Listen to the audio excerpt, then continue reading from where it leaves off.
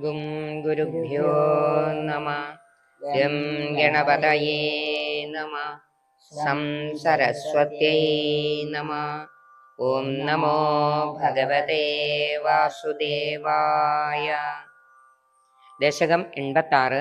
സാൽവാദിവധവും മഹാഭാരത യുദ്ധവും. സാൽവോ ഭൈഷ്മീ വിവാഹേ യദുബലവിജിതശ്ചന്ദ്രചൂഡാദ്വിമാനം വിന്ദൻ സൗഭം സമായി ത്വയി വസതി കുരൂൻ ത്വത്പുരീമഭ്യഭാംക്ഷേത് പ്രദ്യുമ്നസ്തം നിരുന്ധൻ നിഖിലയദുഭടൈന്യഗ്രഹീതുഗ്രവീര്യം തസ്യാമാത്യം ദ്യുമന്തം വ്യജനിജ സമര സപ്തവിംശത്യഹാന്ത. ഭൈഷ്മീ വിവാഹേ യദുബലവിജിതഃ സഹ സാൽവഃ. രുക്മിണിയുടെ വിവാഹ സമയത്ത് യദുകുലസേനയോട് തോൽവിയടഞ്ഞ സാൽവരാജാവ് ചന്ദ്രചൂടാത് സൗഭം വിമാനം വിന്ദൻ. പരമശിവനെ തപസ് ചെയ്ത് പരമശിവനിൽ നിന്ന് സൗഭം എന്ന വിമാനം നേടി. എന്നിട്ട് മായി ത്വയി കുരൂൻ വസതി ത്വത്പുരീം അഭ്യഭാംക്ഷീത്.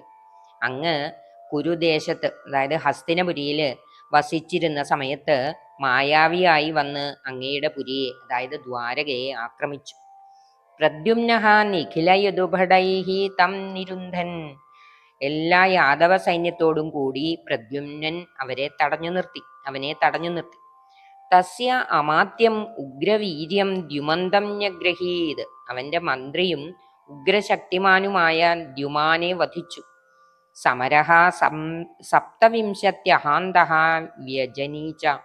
യുദ്ധം 27 ദിവസം വരെ നീണ്ടു നിന്നു എന്നാണ് ഈ ശ്ലോകത്തിൽ പറയുന്നത്. ഇനി അടുത്ത ശ്ലോകം നോക്കാം. താവത്വം രാമശാലി ത്വരിതമുപഗത ഖണ്ഡിത പ്രായ സൈന്യം സൗഭേശം തം നിരുന്ധ സചകില ഗദയാ ശാർങ്ങമഭ്രംശയത്തെ മായാതാതം വ്യഹിംസീത് അഭിതവ പുരതത്വത്വവീക്ഷണാർത്ഥം നാജ്ഞായീത്യാഹുരേകേ തദിവമവമതം വ്യാസയേവന്യഷേധീത്. താവത്വം രാമശാലി ത്വരിതമുപഗതഃ. അപ്പോൾ അങ്ങ് ബലരാമനോടുകൂടി ഉടനെ അവിടെ എത്തി. സാൽവൻ യുദ്ധത്തിന് വന്നിരിക്കുന്നു എന്നത് അറിഞ്ഞ് ബലരാമനും ഭഗവാനും ദ്വാരകയിലേക്ക് തിരിച്ചെത്തി. ഖണ്ഡിതപ്രായ സൈന്യം തം സൗഭേശം നിരുന്ധാഹ.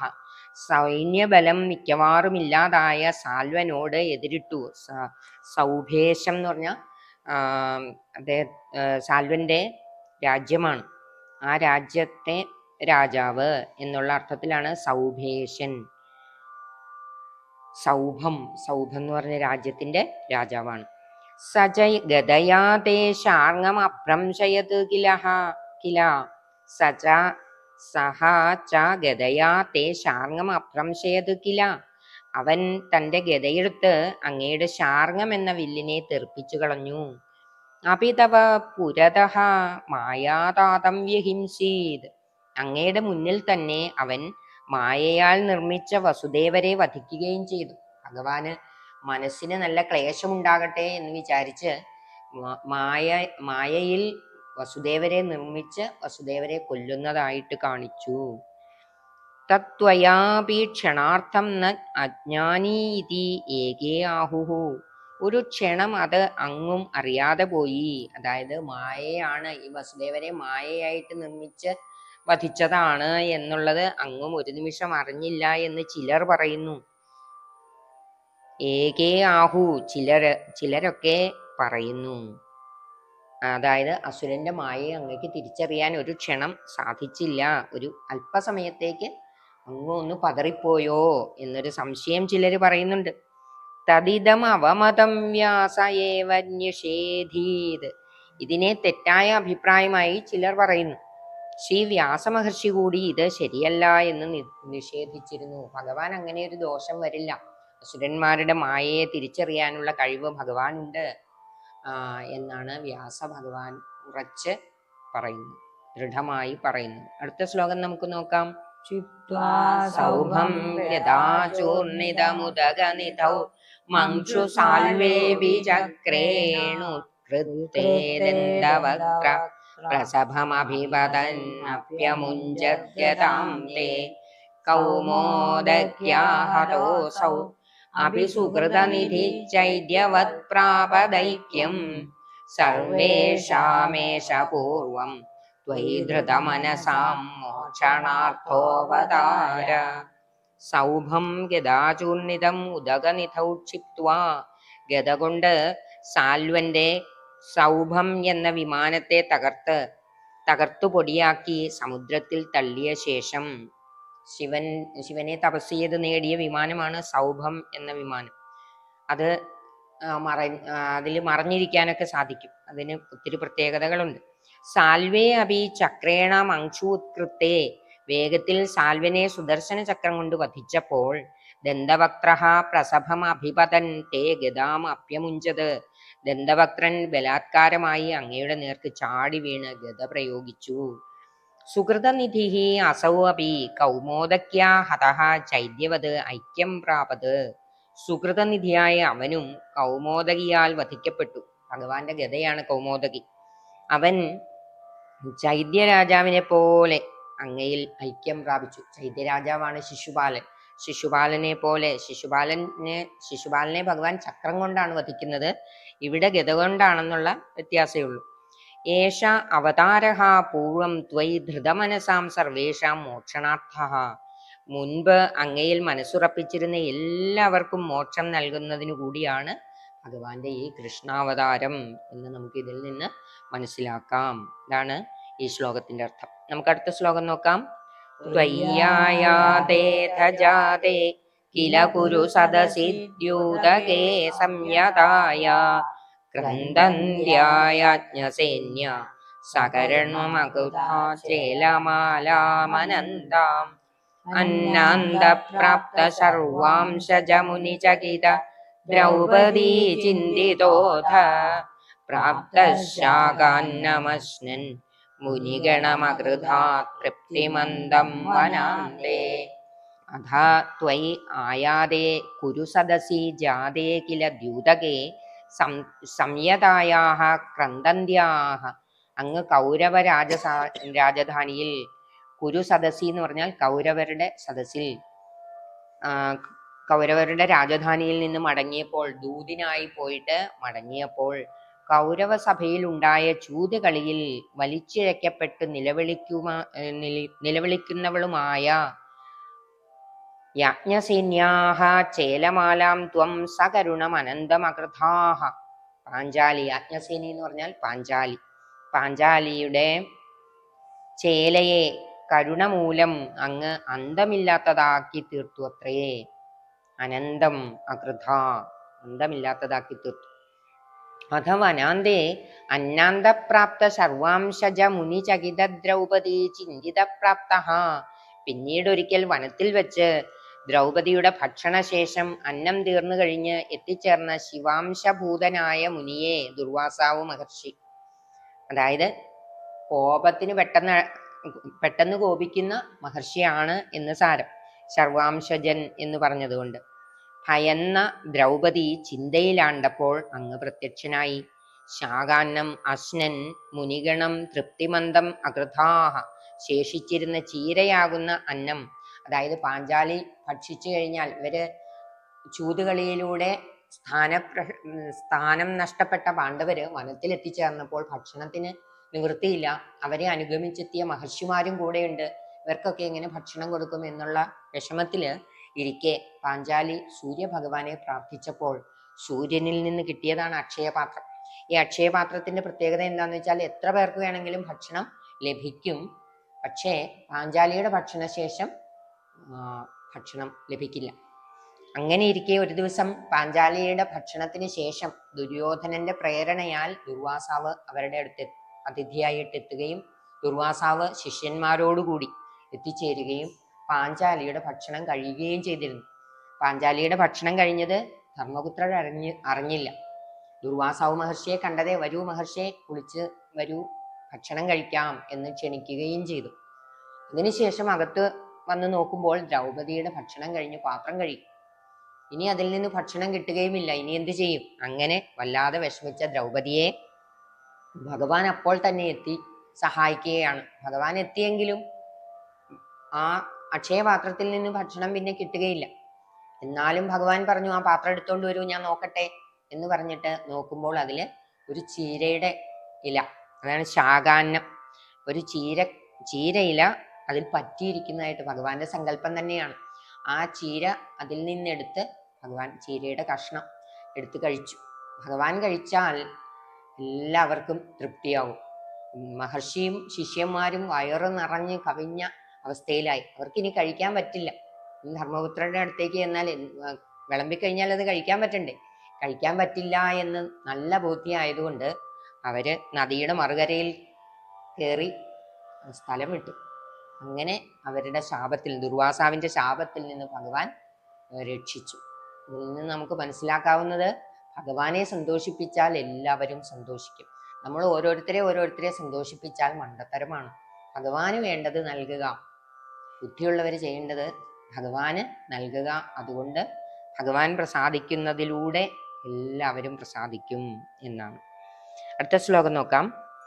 യുദ്ധോദ്യോഗേധ മന്ത്രേ മിളതി സതിവൃത ഫൽഗുനേന ത്വമേക കൗരവ്യേ ദത്ത സൈന്യ കരിപുരമഗമോ ദൂത്യകൃത് പാണ്ഡവാർത്ഥം ഭീഷ്മദ്രോണാദിമാന്യേ തവ ഖലു വചനേ ധികൃതേ ഗൗരവേണ വ്യാവൃണ്വൻ വിശ്വരൂപം മുനി സദസി പുരീം ശോഭയിത്വാഗതോ ഭൂ. അഥാ യുദ്ധോദ്യോഗേ മന്ത്രേ മിളതി സതി.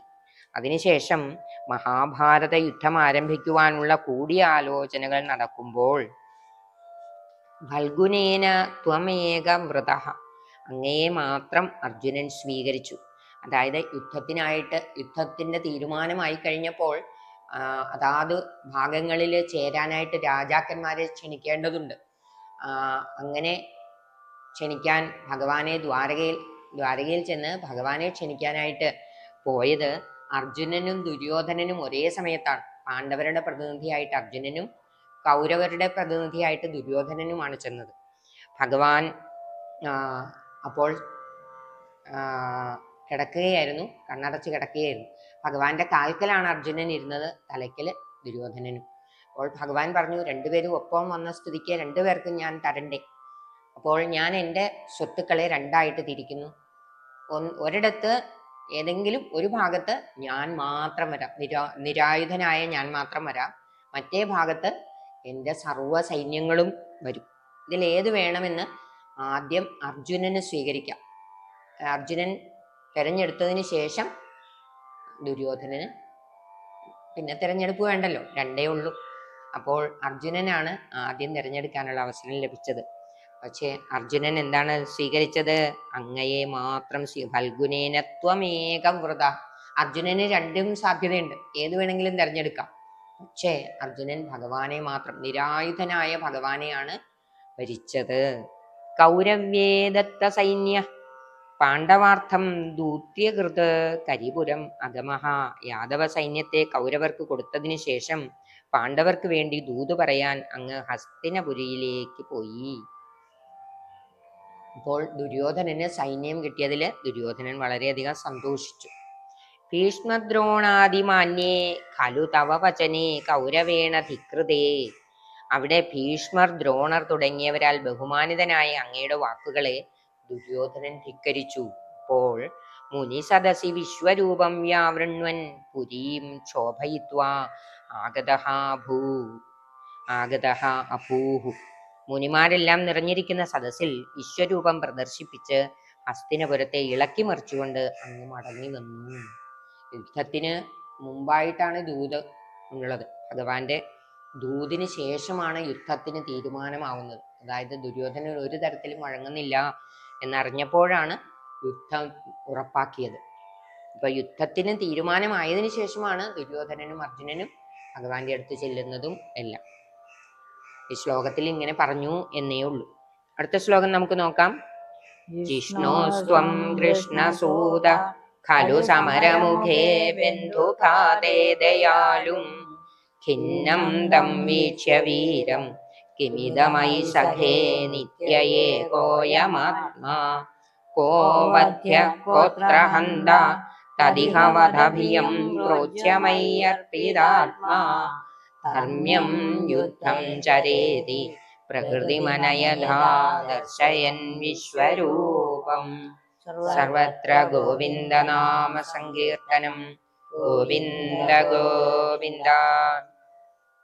കൃഷ്ണ ത്വം ഖലു ജിഷ്ണോഃ സൂതഃ സമരമുഖേ വീരം തം ബന്ധുഘാതേ ദയാലും ഖിന്നം വീക്ഷ്യ. ഹേ കൃഷ്ണ, അർജുനന്റെ സാരഥിയായി സൂതഃ എന്ന് പറഞ്ഞ സാരഥിയാണ്, ഡ്രൈവർ, രഥം ഓടിക്കുന്നയാൾ. യുദ്ധത്തിൽ വീരനായ അദ്ദേഹത്തെ, അതായത് അർജുനനെ, ബന്ധുക്കളെ വധിക്കുന്നതിൽ ദയയും വിമുഖതയും പ്രകടിപ്പിച്ചപ്പോൾ ഐ സഖേ ഇതം കിം, അല്ലയോ സുഹൃത്തെ ഇതെന്താണ്? ഭഗവാൻ തേരാളിയായിട്ടില്ലായിരുന്നെങ്കിൽ അർജുനൻ അപ്പ തന്നെ യുദ്ധമുഖത്ത് നിന്ന് തിരിച്ചോടിയന്. അതായിരുന്നു അപ്പോഴത്തെ അർജുനന്റെ ഭാവം. ബന്ധുക്കളെ കൊന്നിട്ട് എനിക്ക് എന്ത് കിട്ടാനാണ്? നമുക്കും ചിലപ്പോൾ അങ്ങനെയൊക്കെ തോന്നാം. ഏതാണ് ശരി എന്ന് ആകെ നമ്മൾ ധർമ്മചിന്തയിൽ പെട്ട് ശരിയായ നമ്മുടെ പ്രവൃത്തിയിൽ നിന്ന് വിമുഖതയുള്ളവരായി തീരാം. അപ്പൊ അതിനൊക്കെ ഉപയോഗിക്കപ്പെടുന്നതാണ് ഈ ഭഗവത്ഗീത. അപ്പോൾ അർജുനന് ഭഗവാൻ കൊടുത്ത ഉപദേശം അതാണ് ഭഗവത്ഗീത. അയം ആത്മാ നിത്യഃ ഏകഃ അത്ര വധ്യഃ കഃ ഹന്താ കഃ. ഈ ആത്മാവ് നിത്യനും ഏകനുമാകുന്നു. അപ്പോൾ പിന്നെ വധിക്കുന്നവനാര്? വധിക്കപ്പെടേണ്ടവർ ആര്? വധിക്കുന്നു, വധിക്കപ്പെടുന്നു എന്നൊക്കെ ഉള്ളത് നമ്മുടെ വെറും തോന്നലാണ്, മായയാണ് എന്ന് ഭഗവാൻ അറിയിച്ചു കൊടുക്കുകയാണ്. തദിഹ വധഭിയം പ്രോച്യ മയ്യർപ്പിതാത്മാ ധർമ്മ്യം യുദ്ധം ചര. അതുകൊണ്ട് വധഭയം ഉപേക്ഷിച്ച് എന്നിൽ മനസ്സർപ്പിച്ച് ക്ഷത്രിയധർമ്മമായ യുദ്ധം ചെയ്യുക. നമ്മൾ ഏത് പ്രവൃത്തി ചെയ്താലും അത് ഭഗവാന് സമർപ്പിക്കുന്നു എന്നുള്ള ഉറച്ച മനസ്സോടെ ചെയ്യുകയാണെങ്കിൽ ആ കർമ്മത്തിന്റെ ഒന്നും ഫലം നമ്മളെ ബാധിക്കില്ല. അതാണ് ഭഗവത്ഗീതയിലെ പ്രധാന സാരം. ഇത് ഈ വിശ്വരൂപം ദർശയൻ പ്രകൃതി മനയഥാഹ. അങ്ങനെ ഉപദേശിക്കുക മാത്രമല്ല ഭഗവാൻ ചെയ്തത്, ഭഗവാന്റെ വിശ്വരൂപവും കൂടി കാണിച്ചു കൊടുത്തു. അപ്പൊ ഉള്ളിലുള്ള അജ്ഞാനം തൽക്കാലത്തേക്ക് ഒന്ന് മാറി. ഇടയ്ക്കിടയ്ക്ക് ഇങ്ങനെ സത്സംഗങ്ങൾ ചെയ്യുമ്പോഴാണ് നമ്മുടെ ഉള്ളിലെ അജ്ഞാനം നീങ്ങുന്നത്. നമ്മൾ വിചാരിക്കും ഒറ്റ തവണ കേട്ടാലങ്ങ് എല്ലാം മാറി ശരിയായി. സത്സംഗ സ്ഥലത്ത് നിന്ന് നമ്മൾ മാറുമ്പോൾ തന്നെ നമ്മളെ മായ ബാധിക്കും. നമ്മൾ പഴയ അജ്ഞാന അവസ്ഥയിലേക്ക് എത്തിച്ചേരുകയും ചെയ്യും. അപ്പൊ അതാണ് ഭഗവത്ഗീത ഉപദേശിച്ചതിനെ കുറിച്ചാണ് ഈ ശ്ലോകത്തിൽ പറയുന്നത്. അടുത്ത ശ്ലോകം നോക്കാം.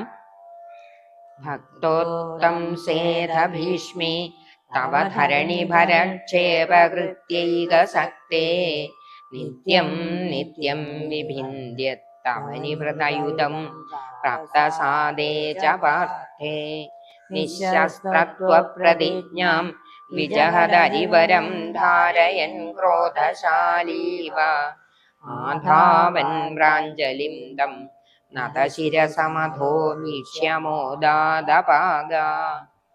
അഥ ഭക്തോത്തംസേ ഭീഷ്മേ തവ ധരണിഭരക്ഷേപകൃത്യൈക സക്തേ നിത്യം നിത്യം അവനിവൃതയുധം വിഭിന്ദതി. പിന്നീട് ഉത്തമ ഭക്തനായ ഭീഷ്മർ ഭൂമിയുടെ ഭാരം കുറയ്ക്കുന്നതിൽ വ്യാപൃതനായിരിക്കെ ദിവസം തോറും 10,000-ലധികം അനേകം രാജാക്കന്മാരെ വധിച്ചുകൊണ്ടിരുന്നു. ഈ മഹാഭാരത യുദ്ധത്തില് ഭീഷ്മര് 10,000-കണക്കിന് രാജാക്കന്മാരെ വധിച്ചുകൊണ്ടിരുന്നു. അത് ഭഗവാന് സഹായകമായി. കാരണം ഭഗവാൻ ദുഷ്ടന്മാരെ നിഗ്രഹിക്കുന്നതിനും കൂടിയാണ് ഭഗവാന്റെ അവതാരം. പാർത്ഥേച പ്രാപ്തസാദേ, അർജുനൻ ഉൾപ്പെടെ എല്ലാവരും തളർന്ന സമയം, ത്വം നിശസ്ത്രത്വപ്രതിജ്ഞാം വിജഹത് അരിവരം ധാരയൻ, അങ്ങ് അസ്ത്രങ്ങളൊന്നും എടുക്കുകയില്ല. ഈ മഹാഭാരത യുദ്ധത്തിൽ ഞാൻ ആയുധങ്ങൾ, അസ്ത്രങ്ങളല്ല, നിശസ്ത്രത്വം, ശസ്ത്രം എന്ന് പറഞ്ഞാൽ ആയുധങ്ങളാണ്. ആയുധങ്ങള് എടുക്കുകയില്ല എന്ന് ഭഗവാൻ ഒരു പ്രതിജ്ഞ എടുത്തിരുന്നു. ഞാൻ ആയുധങ്ങളൊന്നും എടുക്കാതെ അർജുനന്റെ കൂടെ വരാം എന്നായിരുന്നു പറഞ്ഞത്. അതനുസരിച്ച് അത് ഭഗവാന്റെ ഒരു സത്യമാണ്, അത് പ്രതിജ്ഞയാണ്, ഭഗവാന്റെ പ്രതിജ്ഞ. അതിന് എന്ത് സംഭവിച്ചു? അങ്ങ് ആയുധങ്ങളൊന്നും എടുക്കുകയില്ലെന്ന പ്രതിജ്ഞ ലംഘിച്ച് ചക്രവും എടുത്തുകൊണ്ട്, അതായത് അർജുനൻ പോലും തളർന്നു, അർജുനനെ തളർത്തി. ഭീഷ്മര് യുദ്ധം ചെയ്ത് അർജുനനെ തളർത്തി, യുദ്ധം ചെയ്യാൻ പറ്റാത്ത അവസ്ഥയിലാക്കി തീർത്തു. അപ്പോൾ ഇനി ആര് നേരിടും എന്നുള്ള അവസ്ഥയിൽ അർജുനനെ ആക്രമിക്കുമല്ലോ എന്ന ഭയം കൊണ്ട് എന്ന പോലെ, ഭഗവാൻ എല്ലാം അറിയാമല്ലോ, ഭഗവാൻ ഒറ്റ കാര്യത്തിന് വേണ്ടിയാണ് ആയുധം എടുത്തത്. അത് അടുത്ത വരിയിൽ നോക്കാം. ക്രോധശാലീവ ആധാവൻ അതോ പ്രാഞ്ജലിം നതശിരസം തം വീക്ഷ്യ മോദാത് അപാഗാഹ. ക്രോധം പൂണ്ട് ഓടി അണഞ്ഞപ്പോൾ കൈകൾ കൂപ്പി തലകുമ്പിട്ട് നിൽക്കുന്ന അദ്ദേഹത്തെ, അതായത് ഭീഷ്മരെ കണ്ടിട്ട് സന്തോഷത്തോടെ മടങ്ങിപ്പോയി. അതായത് ഭീഷ്മര അത്യന്തം ഭഗവാന്റെ പരമഭക്തനാണ്, ഭഗവാന്റെ എതിർ ടീമിലായി പോയി, എതിർ പക്ഷത്തായി പോയി എന്നുള്ളതേ ഉള്ളൂ. അതുകൊണ്ട് ഭീഷ്മര് അതും നല്ലതാണ് എന്ന് ചിന്തിക്കുന്നു. കാരണം ഭഗവാന് യുദ്ധത്തിൽ എങ്ങനെ കണ്ടുകൊണ്ടേയിരിക്കാമല്ലോ, അഭിമുഖമായിട്ട് നിൽക്കുമ്പോഴല്ലേ ശരിക്ക് കാണാൻ പറ്റുക. അത് തൻ്റെ പക്ഷത്തായിരുന്നെങ്കിൽ ഭഗവാനെ അങ്ങനെ നേരിട്ട് കാണാൻ പറ്റില്ല. അപ്പോ അത്രയും ഭക്തനായ ഭീഷ്മര് ഭഗവാന്റെ ഈ പ്രതിജ്ഞയെ ഭഗവാനെ കൊണ്ട് താൻ ലംഘിപ്പിക്കും. അതായത് ഭഗവാൻ എടുത്ത ആ പ്രതിജ്ഞ ഭഗവാൻ അത് കൈവിടാനായിട്ട് ഞാൻ ഇടയാക്കും എന്ന് ഭീഷ്മര് പ്രതിജ്ഞ ചെയ്തിരുന്നു. അപ്പൊ ഇതിൽ ഏത് പ്രതിജ്ഞയാണ് ജയിക്കേണ്ടത്? ശരിക്കു പറഞ്ഞാൽ ഭഗവാന് എല്ലാത്തിനും കഴിവുള്ളയാളാണ്, ഭക്തന്റെ പ്രതിജ്ഞ നിസ്സാരമായിട്ട് തട്ടിക്കളയാം. പക്ഷേ ഭഗവാൻ അതല്ല ചെയ്തത്. തൻ്റെ പ്രതിജ്ഞയെ ഉപേക്ഷിച്ചുകൊണ്ട് ഭക്തന്റെ പ്രതിജ്ഞ നടപ്പാക്കി. അതാണ് ഈ ശ്ലോകത്തിൽ പറയുന്നത്. അപ്പൊ നമുക്ക് അടുത്ത ശ്ലോകം നോക്കാം. യുദ്ധേ ദ്രോണസ്യ ഹസ്തിസ്ഥിരരണ ഭഗദത്തേരിദം വൈഷ്ണവാസ്ത്രം വക്ഷസ്യാധത്ത ചക്രസ്ഥഗിതരവിമഹ പ്രാർത്ഥയൻ സിന്ധുരാജം നാഗാസ്ത്രേ കർണമുക്തേ ചിതിമവനമയൻ കേവലം കൃത്തമൗലീം തത്രേ തത്രാപി പാർത്ഥം കിമിവ നഹി ഭവാൻ പാണ്ഡവാനാമകാർഷീൻ. ദ്രോണസ്യ യുദ്ധേ ഹസ്തിസ്ഥിരരണ ഭഗദത്തേരിദം വൈഷ്ണവാസ്ത്രം വക്ഷസിയാധത്ത. ദ്രോണാചാര്യരുടെ യുദ്ധത്തിൽ ആനപ്പുറത്ത് ഹസ്തി എന്ന് പറഞ്ഞാൽ ആനപ്പുറത്ത് ഉറച്ചിരുന്നു യുദ്ധം ചെയ്യുന്ന നരകാസുരന്റെ പുത്രനായ ഭഗദത്തൻ അയച്ച വൈഷ്ണവാസ്ത്രത്തെ മാറിലേറ്റു തടുത്ത് ചക്രസ്ഥഗിതരവി മഹാസിന്ധുരാജം പ്രാർത്ഥയത്. ചക്രം കൊണ്ട് സൂര്യ തേജസ്സിനെ മറച്ച് സിന്ധുരാജാവ്, അതായത് ജയദ്രഥൻ, ദുശ്ശലയുടെ ഭർത്താവ്, അതായത് അർജുനന്റെ മകൻ അഭിമന്യുവിനെ കൊന്നത് ഈ ജയദ്രഥനാണ്. ആ ജയദ്രഥനെ കൊല്ലാനായിട്ട് അർജുനൻ പ്രതിജ്ഞ എടുക്കുന്നു. ഇന്ന് സൂര്യാസ്തമയത്തിന് മുമ്പ് ജയദ്രഥനെ ഞാൻ കൊല്ലും, അല്ലെങ്കിൽ ഞാൻ തീയിൽ ചാടും എന്ന് പ്രതിജ്ഞ എടുക്കുന്നു. അതുകൊണ്ട് ഇന്നത്തെ ദിവസം തീർന്നു എന്ന് തോന്നിക്കത്തക്ക വിധത്തില് സൂര്യനെ മറച്ചപ്പോൾ അസ്തമയമായി, ഇന്നത്തെ ദിവസം കഴിഞ്ഞല്ലോ എന്ന് കൗരവര് സന്തോഷിച്ചു. ആ സമയത്ത് ജയദ്രഥനെ കൊല്ലുകയാണ് ചെയ്യുന്നത്. അതാണ് ഇവിടെ സൂചിപ്പിച്ചത്. നാഗാസ്ത്ര കർണമുക്തേക്ഷിതിം അവനമയൻ തത്ര അപി പാർത്ഥം കേവലം കൃത്തമൗലിം തത്രേ. കർണൻ അർജുനന് നേരെ നാഗാസ്ത്രം അയച്ചപ്പോൾ ഭൂമിയെ താഴ്ത്തി അവിടെയും അർജുനന്റെ കിരീടം മാത്രം മുറിയാനിടയാക്കി രക്ഷിച്ചു. ഭൂമി താഴ്ത്തിയപ്പോൾ അർജുനന്റെ നേരെ കൊള്ളേണ്ടിയിരുന്ന അസ്ത്രം അർജുനന്റെ കിരീടം തകർത്തുകൊണ്ട് കടന്നുപോയി. ഭവാൻ പാണ്ഡവാനാം കിമിവ നാകാർഷീത്. അങ്ങ് പാണ്ഡവർക്ക് വേണ്ടി എന്തു തന്നെയാണ് ചെയ്യാത്തത്? പാണ്ഡവരുടെ അമ്മ അത്രയും ഭക്തയാണ് ഭഗവാന്റെ അച്ചമ്മങ്ങളാണ്, അച്ഛന്റെ സഹോദരിയാണ്. അതുകൂടാതെ ഭഗവാൻ ആ ബന്ധമൊന്നും ബന്ധമല്ല.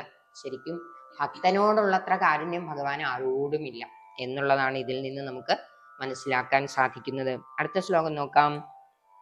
ഉത്ഥാദൗ തീർത്ഥഗാമി സഖലു ഹലധരോ നൈമിഷ ക്ഷേത്രമൃച്ഛൻ അപ്രത്യുത്ഥായി സൂത ക്ഷയകൃതധസുതം തത്പദേ കൽപ്പയിത്വാ യജ്ഞഘ്നം ബൽവലം പർവണി പരിദളയൻ സ്നാതതീർത്ഥോരണാന്തേ സംപ്രാപ്തോ ഭീമദുര്യോധനരണമശമം വീക്ഷ്യയാതഃ പുരീം തേ.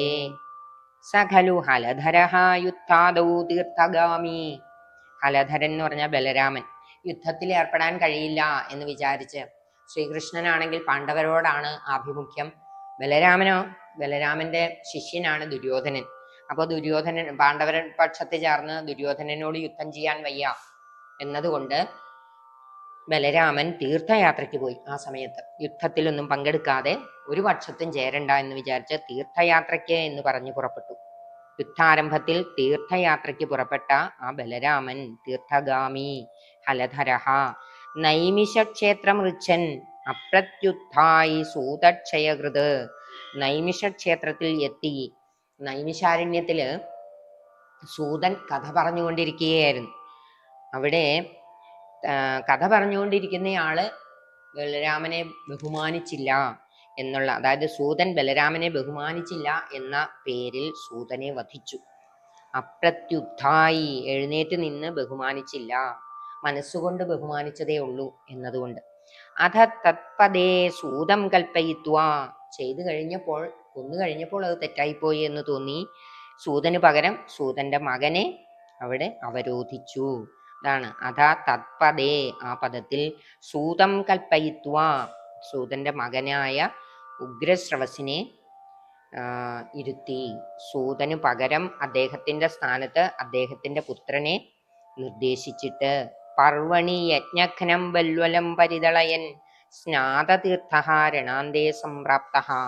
പ്രായശ്ചിത്തമായി, അതായത് ഈ സൂതനെ അകാരണമായ കോപം കൊണ്ട് വധിച്ചിട്ട് ബഹുമാനിച്ചില്ല എന്ന ഒരു നിസ്സാര ബഹുമാനിച്ചില്ലാത്തതായിട്ട് തോന്നി, അതുകൊണ്ട് വധിച്ചതിനാൽ ആ തെറ്റിന്റെ പ്രായശ്ചിത്തമായി വാവുതോറും യജ്ഞങ്ങളെ തടസ്സപ്പെടുത്തിയിരുന്ന ബൽവലനെ വധിച്ചിട്ട് സ്നാനതീർത്ഥങ്ങളിൽ സ്നാനം ചെയ്ത് യുദ്ധാവസാനത്തിൽ കുരുക്ഷേത്രത്തിൽ വന്നു ചേർന്നു. ഭീമദുര്യോധന രണം അശമം വീക്ഷ്യ തേ പുരീം യാതഃ. ഭീമനും ദുര്യോധനനും തമ്മിലുള്ള ദ്വന്ദ്വയുദ്ധം ശമിപ്പിക്കാനാവില്ലെന്ന് കണ്ട് അതിലിടപെട്ട് അവരോട് പിന്തിരിയാൻ ആവശ്യപ്പെട്ടു. ഈ യുദ്ധം കാണാൻ കഴിയില്ല എന്ന് വിചാരിച്ചാണ് അദ്ദേഹം തീർത്ഥയാത്രയ്ക്ക് പോയത്. പക്ഷേ ആ സമയത്ത് അദ്ദേഹം തിരിച്ചെത്തി.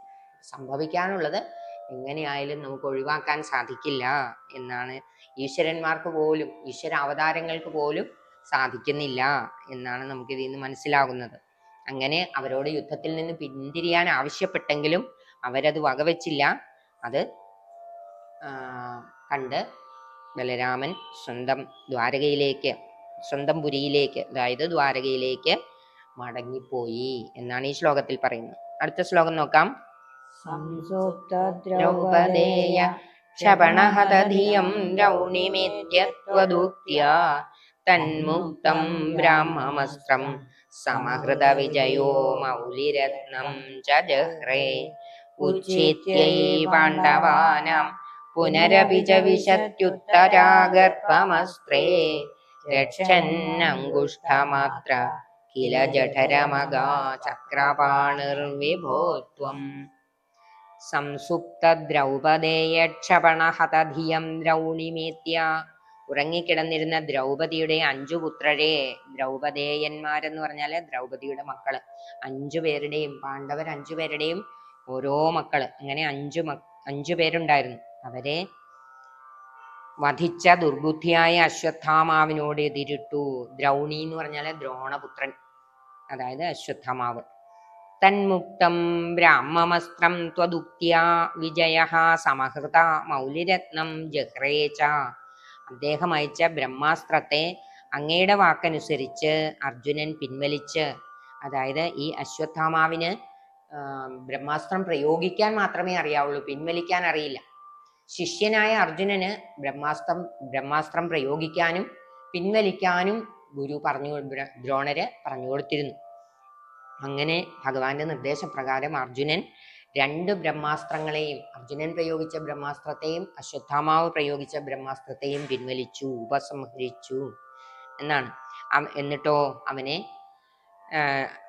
അതായത് അശ്വത്ഥാമാവിൻ്റെ ശിരസിലുള്ള രത്നത്തെ പറിച്ചെടുക്കുകയും ചെയ്തു.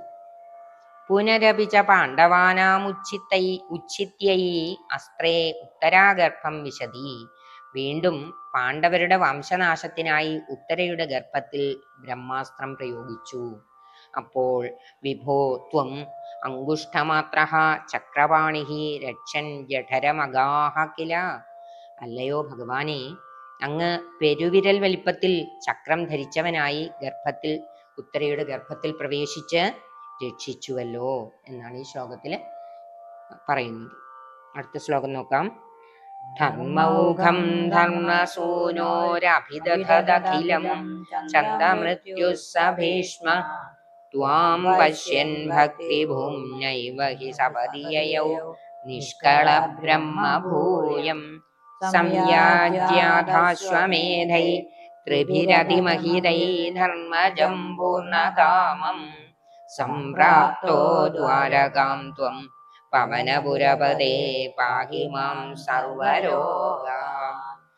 ഛന്ദമൃത്യുഃ സഹ ഭീഷ്മഃ ധർമ്മസൂനോഃ അഖിലം ധർമ്മൗഘം അഭിദധത്. സ്വച്ഛന്ദമൃത്യു, ഛന്ദമൃത്യു എന്ന് പറഞ്ഞാൽ സ്വച്ഛന്ദമൃത്യു, അവരവർക്ക് ഇഷ്ടമുള്ളപ്പോൾ മരിക്കാം എന്നൊരു വരം ഭീഷ്മരുടെ അച്ഛൻ നൽകിയിരുന്നു. അതായത് അച്ഛന് വേണ്ടി വിവാഹം കഴിക്കുന്നില്ല, അതുപോലെ രാജ്യഭാരം ഏൽക്കുന്നില്ല. ഈ രണ്ട് സത്യങ്ങളും ചെയ്തതിൻ്റെ വിവരമറിഞ്ഞിട്ട് അച്ഛൻ നൽകിയ വരങ്ങളാണ്. നിനക്ക് സ്വയം തീരുമാനിക്കുമ്പോഴല്ലാതെ മരണം സംഭവിക്കുകയില്ല എന്ന്. സ്വച്ഛന്ദ മൃത്യു വരം നേടിയിട്ടുള്ള ഭീഷ്മർ ധർമ്മപുത്രർക്ക് എല്ലാ ധർമ്മങ്ങളും ഉപദേശിച്ചു കൊടുത്ത ശേഷം, അതായത് മഹാഭാരത യുദ്ധത്തിന് ശേഷം പ്രജകളിലധികവും വിധവകളും അച്ഛനില്ലാത്ത കുട്ടികളുള്ളവരുമായിട്ട് കണ്ടിട്ട് ധർമ്മപുത്രർക്ക് വളരെ ദുഃഖമായിരുന്നു. തനിക്ക് രാജ്യം ലഭിക്കണം എന്നുള്ള ഉദ്ദേശത്തോടെ സ്വാർത്ഥതയോടെ യുദ്ധം ചെയ്തതുകൊണ്ട് ആണല്ലോ ഇവരൊക്കെ ദുഃഖിക്കേണ്ടി വന്നത് എന്നോർത്ത് ധർമ്മപുത്രർക്ക് ഇങ്ങനെ ധർമ്മചിന്ത കൊണ്ട് ദുഃഖമാണ്. ധർമ്മത്തെ കുറിച്ചുള്ള ചിന്ത അതിയായി ഉണ്ടായാൽ അത് ദുഃഖം തന്നെയായിരിക്കും എന്നാണ് ധർമ്മപുത്രരിൽ നിന്ന് നമുക്ക് പഠിക്കാനുള്ളത്. അപ്പോൾ അങ്ങനെ ധർമ്മപുത്രരെ വ്യസനിച്ചു കൊണ്ടിരുന്നു. അത് അറിഞ്ഞിട്ടും ഭഗവാൻ ധർമ്മപുത്രരെ ഉപദേശിച്ചില്ല. കാരണം ധർമ്മപുത്രരെക്കാൾ ഇളയതാണ് ഭഗവാൻ. അപ്പോൾ ഭഗവാൻ ഒരു അനുജനാണെന്നുള്ളത് കൊണ്ട് ആ പറയുന്ന വാക്കിൽ ധർമ്മപുത്രർക്ക് അത്ര വിശ്വാസം വന്നോളണമെന്നില്ല. ഗുരുസ്ഥാനീയരായ ആരെങ്കിലും ഉപദേശിച്ചാലേ അങ്ങനെയുള്ളവർക്ക് പ്രയോജനം ചെയ്യുകയുള്ളൂ എന്നുള്ളത് കൊണ്ട് മാത്രമല്ല, ഭീഷ്മരെ അനുഗ്രഹിക്കാൻ അങ്ങോട്ട് പോകണം എന്നുള്ള അതിനൊരു കാരണം എന്നുള്ള നിലയിലും കൂടിയാണ് ധർമ്മപുത്രർക്ക് ഭീഷ്മരെ കൊണ്ട് ഉപദേശം നൽകാനായിട്ട് അവസരമുണ്ടാക്കിയത് ഭഗവാൻ. ത്വാം പശ്യൻ ഭക്തിഭൂമ്നായേവ ഹി സപതി നിഷ്കള ബ്രഹ്മഭൂയം യയൗ. അങ്ങയെ ദർശിച്ച് തൻ്റെ ഭക്തി മാഹാത്മ്യത്താൽ നിഷ്കള പരബ്രഹ്മഭാവത്തെ വേഗത്തിൽ പ്രാപിച്ചു. അതായത് ഭഗവാനെ കണ്ടതിന് ശേഷമേ ജീവൻ വെടിയുന്നുള്ളൂ എന്ന് വിചാരിച്ച് യുദ്ധക്കളത്തിൽ അങ്ങനെ ശരശയ്യയിൽ കിടക്കുകയാണ് ഭീഷ്മരുടെ ആഗ്രഹം മനസ്സിലാക്കി ഉത്തരായണമാകുന്നത് വരെ കാത്തു കിടക്കുകയായിരുന്നു. ഉത്തരായണമായപ്പോൾ ഭഗവാനെ കണ്ടുകൊണ്ട് ജീവൻ വെടിയണം എന്നുള്ള ആഗ്രഹം ഭഗവാൻ മനസ്സിലാക്കിയിട്ട് പാണ്ഡവരോടൊപ്പം അവിടെ എത്തുകയാണ്. അഥ പൂർണ്ണകാമം ധർമ്മജം അതിമഹിതൈഃ ത്രിഭിഃ അശ്വമേധൈഃ സംയാജ്യ. ഭീഷ്മരിൽ നിന്ന് ഉപദേശങ്ങളും ധൈര്യവും നേടി എല്ലാ ആഗ്രഹങ്ങളും സാധിച്ച ധർമ്മപുത്രനെ കൊണ്ട് 3 അശ്വമേധയാഗങ്ങൾ നടത്തിയ ശേഷം സംയാജ്യ, അതായത് അശ്വമേധയാഗങ്ങൾ 3 നടത്തിപ്പിച്ചു എന്നാണ്. ദ്വാരകാം സംപ്രാപ്തഃ ത്വം. അതിനുശേഷം ദ്വാരകയിലെത്തിയ അങ്ങ് പവനപുരപതേ മാം സർവരോഗാത് പാഹി. അങ്ങനെയൊക്കെ ഇരിക്കുന്ന ഗുരുവായൂരപ്പ, അവിടുന്ന് എന്നെയും എൻ്റെ രോഗങ്ങളിൽ നിന്ന് രക്ഷിക്കണമേ എന്ന് പറഞ്ഞുകൊണ്ടാണ് ഈ ദശകം അവസാനിപ്പിക്കുന്നത്. സർവത്ര ഗോവിന്ദനാമ സങ്കീർത്തനം. ഗോവിന്ദ ഗോവിന്ദ. കായേന വാചാ മനസേന്ദ്രിയൈർവാ ബുദ്ധ്യാത്മനാ വാ പ്രകൃതേ സ്വഭാവാത് കരോമി യദ്യത് സകലം പരസ്മൈ നാരായണായേതി സമർപ്പയാമി. സർവം നാരായണായേതി സമർപ്പയാമി.